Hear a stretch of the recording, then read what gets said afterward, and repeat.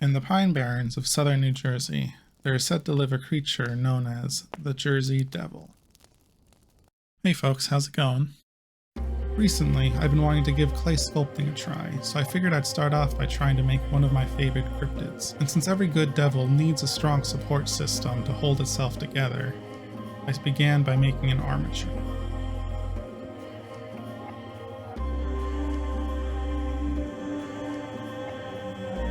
My first attempt at an armature ended up way too big, so I remade it much smaller. And once that was done, I could start adding clay to bulk out the figure. Part of the reason that I chose a cryptid for my first sculpt is that I knew getting the proportions for these different animal parts would be very tricky. But since there's no good clean picture anyway, no one can really say much about it.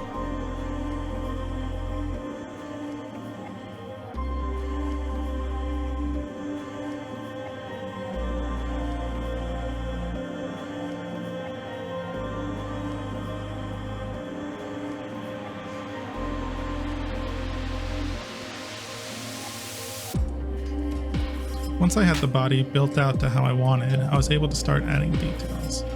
I started by adding some indents for the eyes, and then filling those with some clay spheres.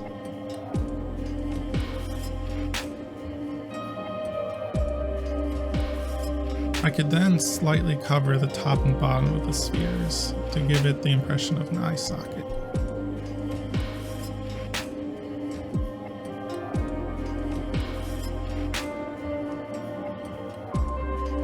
I then added 2 nostril indents and gave my devil a big smile.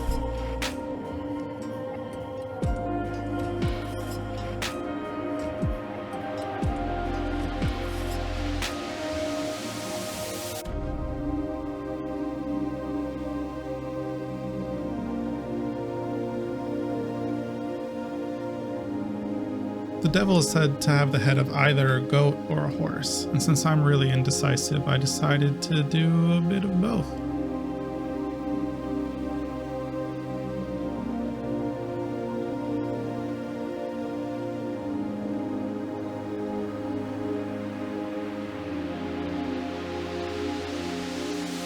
I wanted to give this devil some hairy goat legs, so after I cut in the hooves, I started to scratch at the legs to give it the appearance of some hair.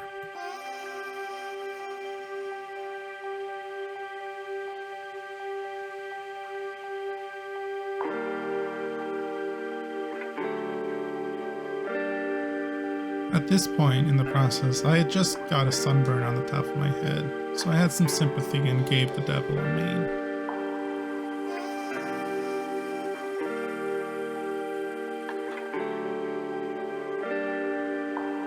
Now I've always thought that there's nothing creepier in this world than the drawings of a child, and luckily for me when it comes to sculpting, my abilities create the same aesthetic.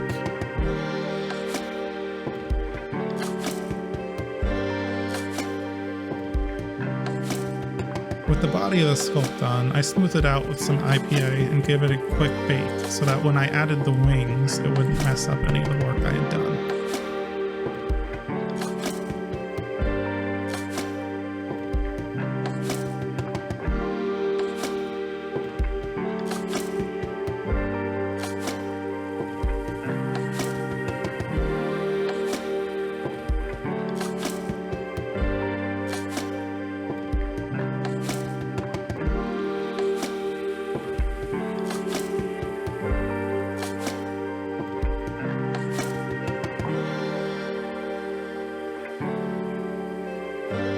The wings are said to be bat-like and leathery, so I tried to flatten this clay out as much as I could before adding it to the sculpt.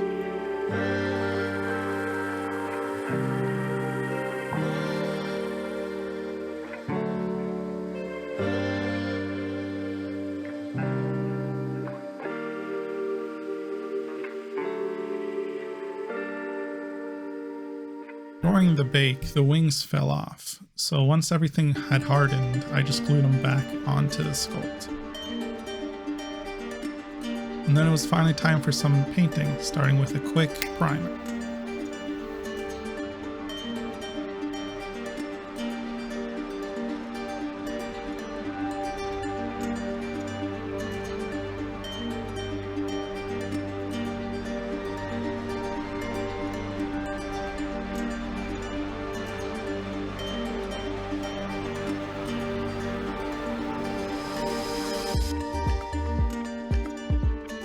I added some UV resin to give the eyes a more shiny appearance. After which, it was finally time to start on the base. I wanted the diorama to have a campfire in the center of it, so I cut out a circle that would fit my tea light. After my bamboo stick pine trees were placed, I covered the whole floor in a mixture of modeling paste, sand, and brown paint.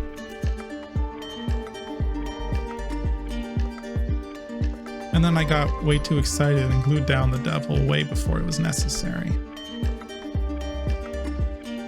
I then began to put down some rocks and other flocking to cover the landscape.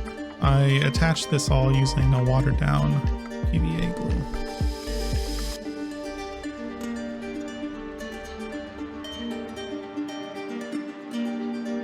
Since the diorama is a camping scene, I began to work at creating a tent.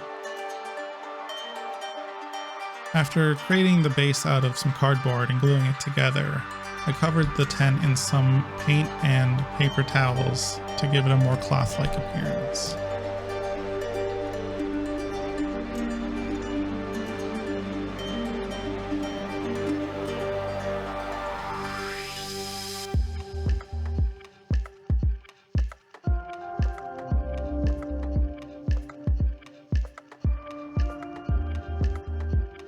Once the tent was glued down, I began adding various other details to fill out the diorama a bit more.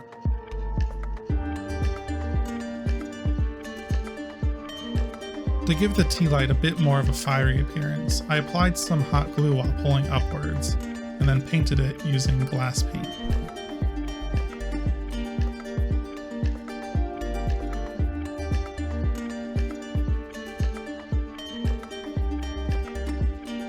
After that, all that was left was to add some shoes outside the tent, paint the sides of the diorama black, and then call it done.